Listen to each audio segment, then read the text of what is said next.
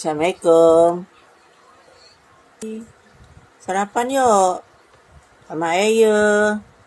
Sama ayah haji atau sama ayah korban. Korban. Makanan biasa lah. Nasi empit, ayam masak kari, ayam masak merah. Hari ni mak tak beli daging. Jadi tak nak buat daging. Sebab nanti kan banyak kan orang beli daging. Dengan lodi. Tu je lah.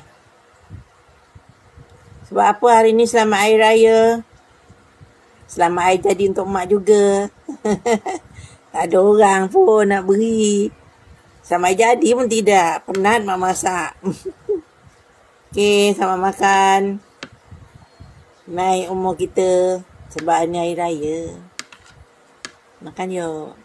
Bismillahirrahmanirrahim.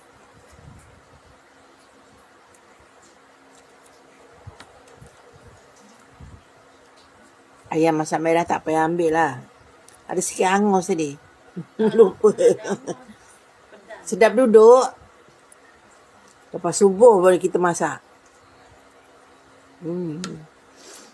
Kari ni pun terkurang sikit lah. Komplain sendiri orang masak.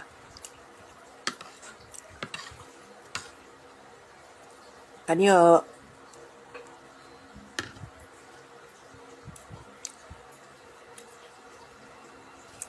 Sarapan ketupat, kan makan tengah hari ketupat, petang ketupat, berak pun ketupat.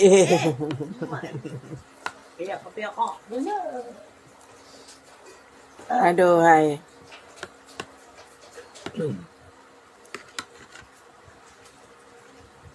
Makannya yuk.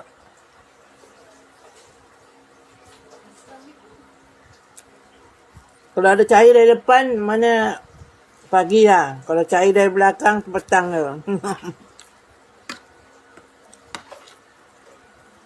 Mak masak kari ayam pencen. Mesti ada lagi. Mak habiskan dalam harinya. Kari ayam pencen, ayam masak merah, atau ayam daging.